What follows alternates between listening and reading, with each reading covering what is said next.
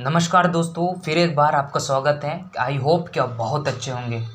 अभी Russia Ukraine war चल रहा है और इस युद्ध को शुरू हुए लगभग 3 महीने बीत चुका है, लेकिन इसका नतीजा कुछ भी नहीं है।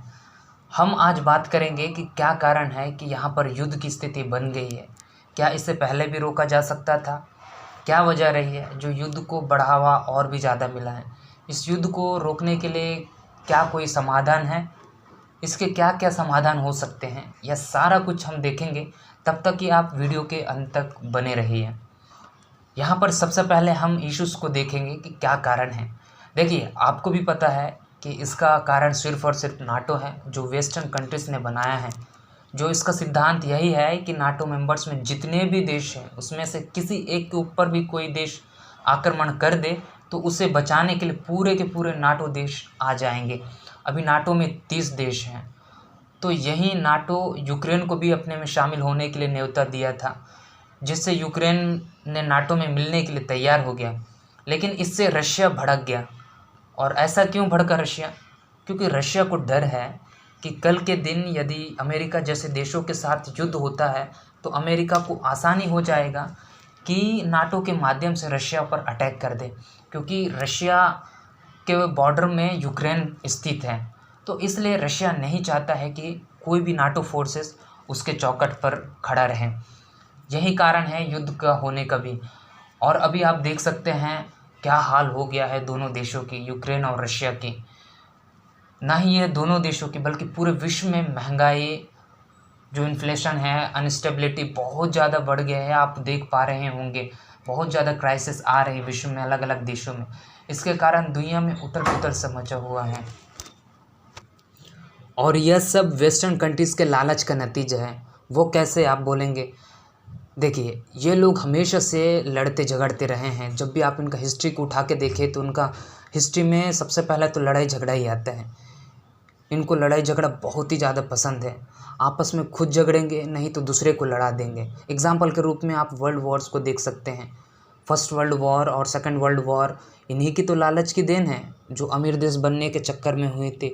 और आज भी ये लोग यही कर रहे हैं। और वहीं अमेरिका को देख लो, आज इतना ज़्यादा पावरफुल और रिचेस्ट कंट्री क्यों है? और वहीं जो, क्योंकि यह गोला बारूद बेच बेच कर रईस बना है, अमीर देश बना है।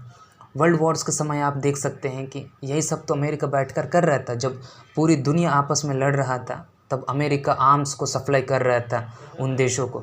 और अभी भी अमेरिका यूक्रेन को मदद के नाम से हथियार सप्लाई कर रहा है।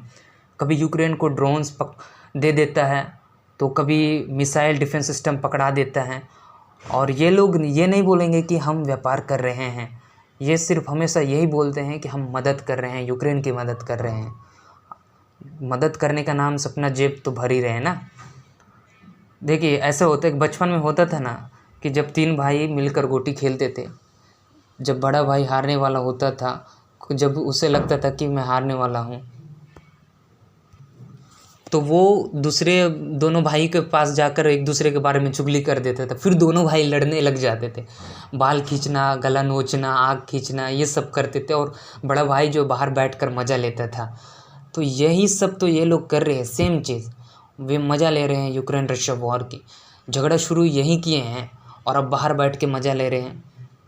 और यही नहीं, जो नाटो की जो कंट्रीज़ है, यूक्रेन को इनवाइट किया, और जब फाइनली यूक्रेन नाटो में मिलने के लिए तैयार हो गया तो ये लोग पीछे हट गए, उसे मिलाने के लिए भी तैयार नहीं। यहाँ पर यूक्रेन की भी गलती में हम समझ सकते हैं, क्योंकि उसने भी बहुत बड़ा गलती किया। बहुत ज़्यादा जो जिद कर रहा था ना कि मुझे नाटो में मिलना है, नाटो में मिलना है। अब देखो, रशिया तुमको नाटो में मिला दिया, जिद कर रहे थे। अरे भाई, क्या तुम बच्चे हो क्या? मतलब अनबिलीवेबल यार, गलती तुम्हारी भी है। यहाँ पर वेस्टर्न कंट्रीज़ ही नहीं, इसके अलावा रशिया भी जिम्मेदार है इस युद्ध को। भाई, तुम ऐसे कैसे किसी के सॉवरेनिटी पर अटैक कर दोगे? वो तो रशिया तो यूक्रेन तो सॉवरेन कंट्री है यार। आप किसी देश पर कब्जा नहीं कर सकते, इन्वेजन क्यों कर रहे हैं? यहाँ रशिया का भी गलती है, काफ़ी हद तक वो गलती किया, और यहाँ भी कर ही रहे वो। और इसके अलावा हम देख सकते हैं यहाँ पर युद्ध को पहले भी रोका जा सकता था, बिल्कुल रोका जा सकता था। क्योंकि जब नाटो कंट्रीज़ और यूरोपियन कंट्रीज़ और रशिया यूक्रेन मिलकर यदि बात करते थे तो उस समय ये सब देखने को नहीं मिलते अभी। लेकिन यहाँ पर एक और सवाल आता है कि क्या अभी भी नाटो की ज़रूरत है? अभी तो तुम्हारे पास इतना बड़ा यूनाइटेड नेशन ऑर्गेनाइजेशन है जो हर मसले पर बात करने के लिए सक्षम है, फिर नाटो ही क्यों? अभी तो यूएसएसआर भी टूट चुका है, अभी दुनिया में एक ही सुपर पावर है, वो अमेरिका।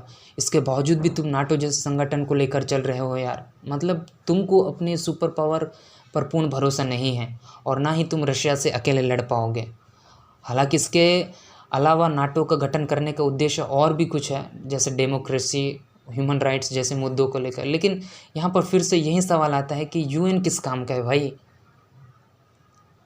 यहाँ पर मैं आपका जो ओपिनियन को भी जानना चाहता हूँ। What do you think about NATO? It should be happened और नॉट? You comment box. यहाँ पर अभी देखेंगे निष्कर्षण क्या है, कंक्लूजन क्या है, इसका समाधान क्या है। इसमें मेरा ओपिनियन यही है कि सारे दुनिया के देशों को एक साथ आकर रशिया और यूक्रेन को बैठाकर बात करना है।